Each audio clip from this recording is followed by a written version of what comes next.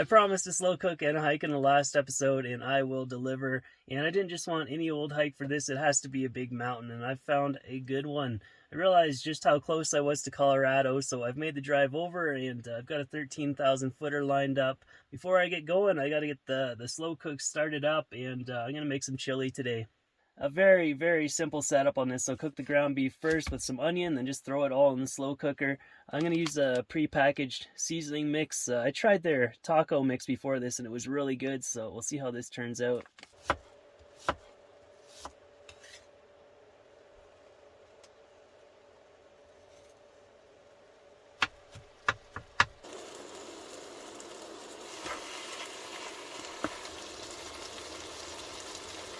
I've always been a bean rinser, and I will remain a bean rinser for life.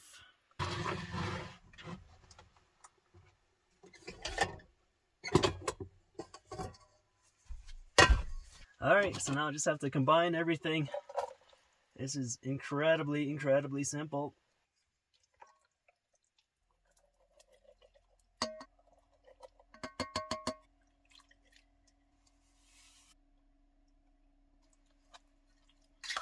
As a Canadian, I have to add some maple syrup in there too. The only thing I don't like about these Ninja Foodies is that there's no way to do a delayed start on the slow cook because it's all digital. You can't use an external plug timer because when you cut the power, all the settings are reset. So it's on Ninja Foodie to update the design. I'll do 6 hours on low. If my hike takes 8 hours or 10 hours, it's alright. I imagine it'll stay warm.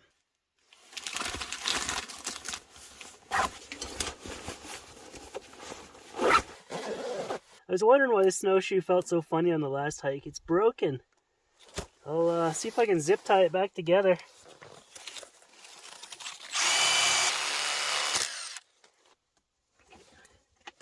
Don't know how long that's gonna last, but it's the best I can do.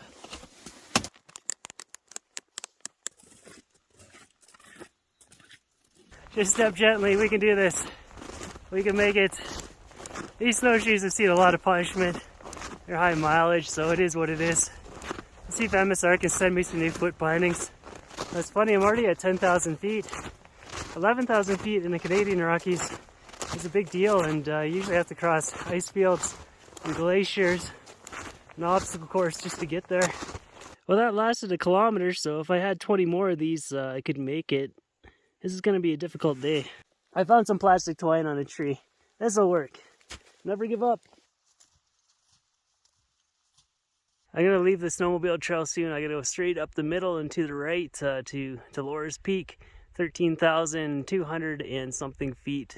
There's a really strange yell and it echoed across the mountains. I don't think there's anyone else out here. Those snowmobile tracks are not fresh. But Bigfoot was going to make a noise. That was it. Yeah, all that twine is sliced through. If this was a 40K hike, I'd be turning around right now. Like all the weight is just hanging off one side of my foot. And all the bending forces are just on the remaining quarter inch of metal. So I hope it holds together.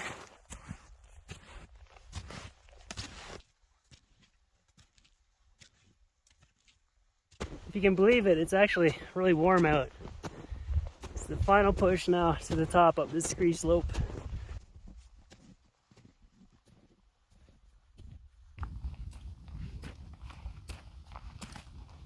Just passed over 13,000 feet, feeling good, feeling fine. These Ontario born and raised lungs. They're strong and mighty.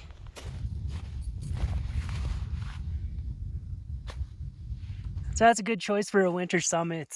Straightforward route. I didn't notice any kind of avalanche danger. I felt very safe coming up here. Nice views all around. And we'll have to see if we can hit a 14,000 foot peak. I bet there's a few out there that are accessible right now. So it's been 7 hours. This is going to be a 22 kilometer loop. So the slow cooker is off and I'm excited to try that chili. I think that spice packet is going to be really tasty. That was a 9-hour excursion. I'm almost there now. That's the last trip for these. So I can get that solved. More damaged goods. I'm going to sleep right here tonight. I don't think anyone will have a problem with that. the snowmobilers will probably start showing up on the weekend, but until then, this is all mine.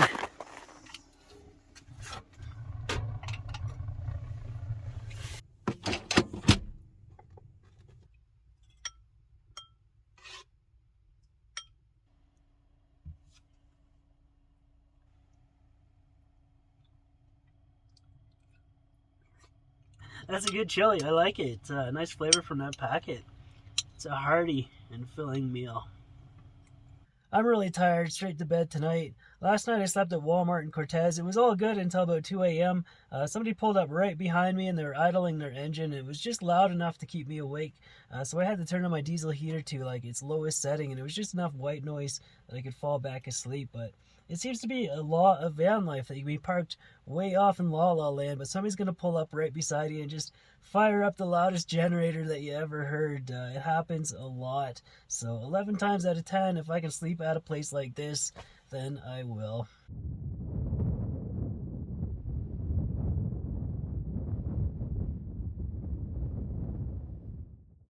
So yesterday I went into Durango. It was my usual clean up and get organized once again. And it turns out there's a 3-month turnaround on the MSR repairs right now. So when I get a chance, I'll send them in. And when I get them back, I think maybe I'll just donate them to a thrift store. They're still really good snowshoes, but I managed to find a new pair. These ones are made by TSL, and they're actually serviceable. You can replace all these edges when they wear out. So when I get a chance to test them, I will. I found a few 14,000 foot peaks that look baggable right now, but it was like a 4-hour drive deeper into Colorado, and I don't want to go that way right now. I want to go this way. I'm back in Utah. There's a bunch of things that I want to do here, but yeah, Colorado is just covered in 4x4 trails, but winter van life in the mountains is just so restricted because everything is snowed in. So hopefully I can go back there at some point in the summer and just explore it. Yeah, I got a bunch of things that I need to do around the van today, so let's get to it. About a week ago, I found a big pile of logs that somebody left at a campsite, so I grabbed a bunch of slices off it. But as of last night, I used up the remainder, so yesterday I just bought some firewood in town, but I'm going to have to shorten it, so I'll try to do it up on this stump with the ratchet strap. Some people thought that maybe I should get like a custom clamp fabricated that fits into my trailer hitch. The only reason why I still have my trailer hitch on is because if I ever get stuck, it's just an easy attachment point to get towed out from. It's heavy, I never use it, and it gets snagged whenever I do the dips. Once, like, my rear wheels were off the ground, I had to winch myself out. So yeah, once I get back to Canada, I'm gonna get rid of it, and there's a matching rear bumper for this van with the tow hooks and everything built on. This Ryobi chainsaw has been working good for me. It's starting to get dull now. I have to pick up a sharpener soon. When I first got it, somebody commented to watch out that the bar oil will leak. And that is true, so I only put in a little bit at a time, or else I'm going to get a mess in the back of my van. Yeah, I think that's going to work.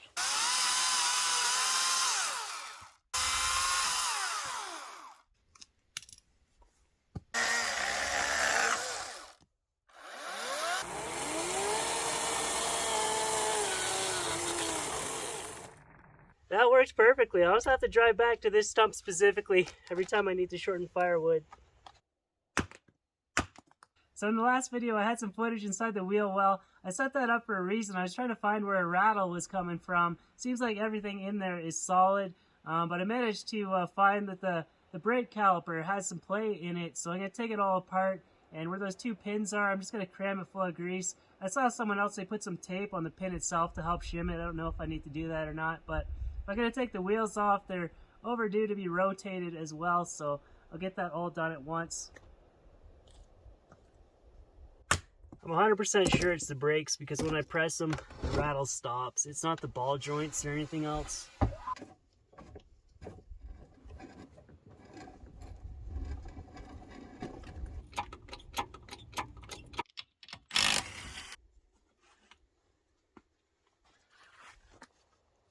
A little bit of movement is all it takes to make a loud racket.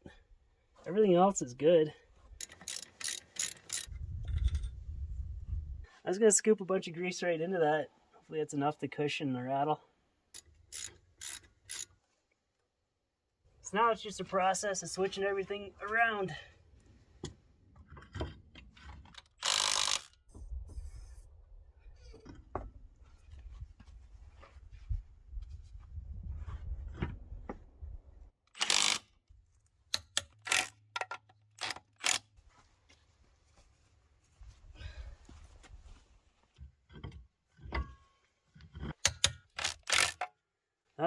half done. I gotta repeat all these steps on the other side.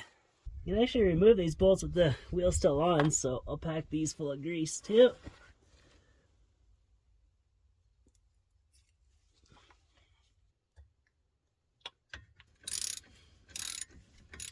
So if the grease doesn't solve the problem, it's good to know that I can easily remove these and try to shim it with something. But as I push them back in, I can feel that there's resistance on it now at least.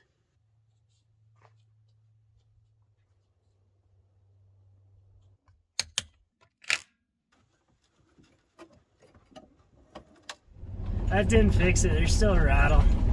But like I said, when I hit the brake pedal it stops, so I'm 100% certain it's the calipers that are shaking around. Anybody else watching the Trevor Jacob plane crash stuff unfold? The latest news is that he chartered a helicopter to remove the wreckage, and if that's true, that's a clear admission of guilt. And he's going to be in a lot of trouble. It's getting cold and dark outside, so today I admit defeat. I couldn't fix that rattle.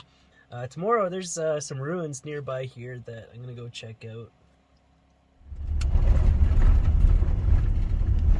Just a quick drive this morning away from where I was camping to see the Citadel. There's people here. What the heck? What do I do? I have to dust off the old social skills. I'm not going to pack anything. This is just a quick hike. Shouldn't take too long. Oh, there you go. I'm in total agreement with that. They need to put this sign everywhere. So I'm just walking along the edge of this road canyon onto this outcrop where the ruins are located. The route to the Citadel goes across that and up there. It's just mind-boggling that they were able to build a structure out there.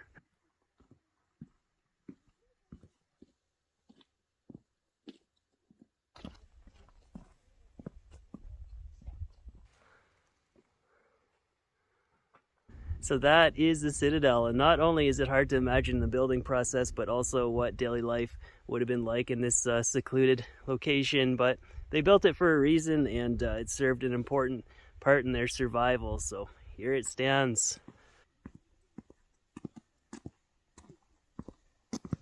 So it's already been a month of being in the States, and with all this new land to explore and usually good weather, I can just get the content out more often than what I usually do. So just keep it rolling, and I'll see you guys in the next one. So thanks for watching, and thank you to Patreon supporters, and I will see you soon.